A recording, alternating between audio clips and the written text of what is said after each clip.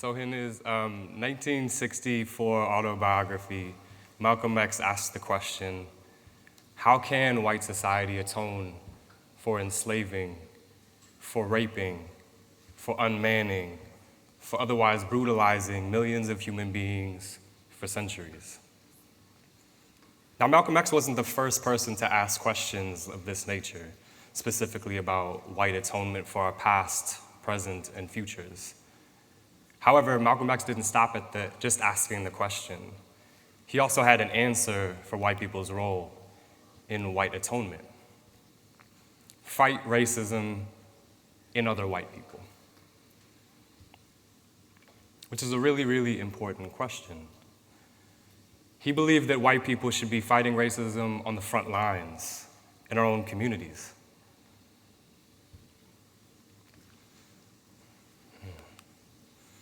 So it brings me to the question of, I started reading Malcolm X when I was 19 years old, and at first I got really angry that people weren't telling me the truth, that I had been lied to my entire life, that people who looked like me throughout history, who had been celebrated, weren't heroes. They were the brutalizers of whom Malcolm speaks. And so after that initial anger came a lot of fear of what people who look like me are capable of, what I might be capable of. So for many years, I tried to separate myself from other white people.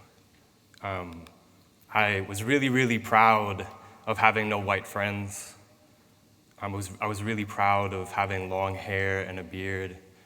I believed I could separate myself from the capacity of violence that is inherent in whiteness, despite that being a misguided impossibility. And I had also forgotten that many other white men have long hair and beards. So this led me, in 2016, it even led me to separate from my own family. I'm sure many of us in this room have experiences where in our families, we have family members who say or do things that are just not okay. And so it became a question for me of when and where do I draw the line? So whenever a family member would say or do something, whether it was blaming black people for being killed by police, or bringing up reminiscing experiences of playing cowboys and Indians for nostalgia's sake, it became really a question of, they were asking me to do something, and that was to perform what white people have always done, which is agree and participate and they be silent. And in 2016, I decided to act otherwise. So I wrote a 3-page letter to my extended family telling them that I would no longer consider them my family if some accountability hadn't been taken place. And so I didn't return for 2 years. At that time in my life, that was like a really important decision for me, despite sitting in front of you and standing in front of you now, and little accountability has taken place and little family dynamics have shifted. So I've returned a few times, and no one mentions my absence, and no one mentions the amount of scathing emails I received from family members for writing that letter. No one mentions my aunt saying that would break my grandmother's heart, my grandmother who had just passed away. No one mentions blaming it on my career stress or mental health issues. And also no one mentions, how fragile my family was of one grandson just challenging the very core of our harmful white culture. So it became a question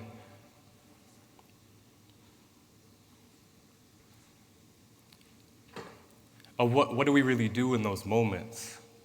So a lesson I continue to learn that despite, feeling like separation was a really important time in my life, that although we may think that we're calling into question these frames of domination through our actions, that we may be actually justifying, reproducing, and invoking them.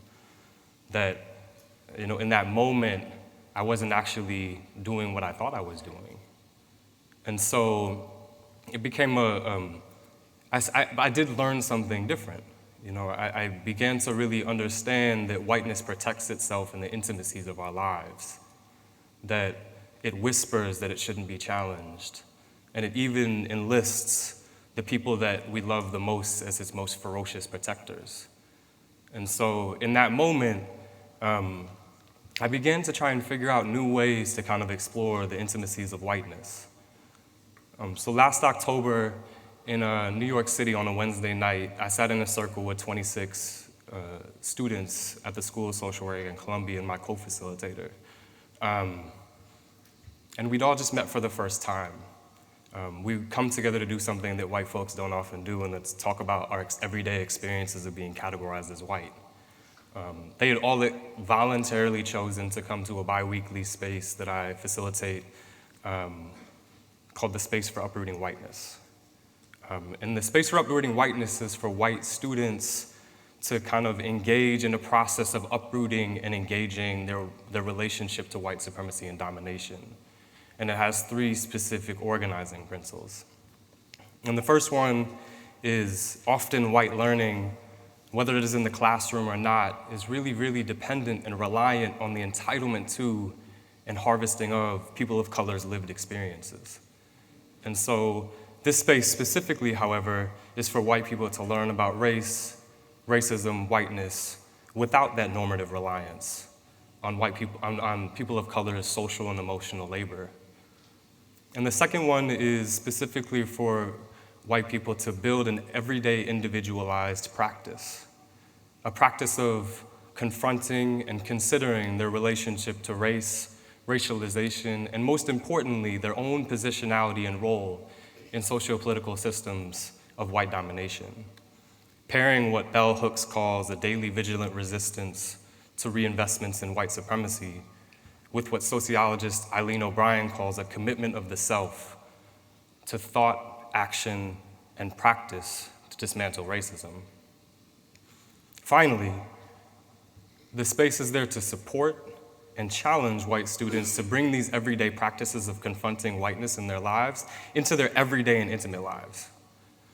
So shifting the ways we show up with our friends, with our intimate partners, with our family members, the spaces where whiteness often exists without any critical thought. And so, it became a question of it's only every 2 weeks, right? People are just gonna come to this space and then, forget about it during the rest of their lives. So me and my co-facilitator had to think of something of what would it take to actually kind of implement this on a day-to-day basis. And so students are also meeting with other students in the group as their rotating accountability partners in the off weeks, both to process what's going on in the space, but also to kind of reinvest in these kind of practices of racial awareness and stamina with other white people.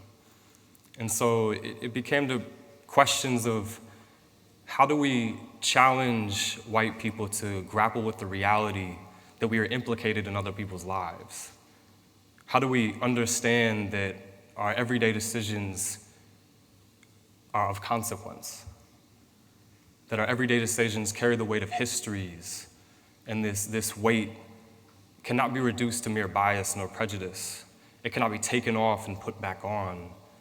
And that we're connected to whiteness even when no people of color are around.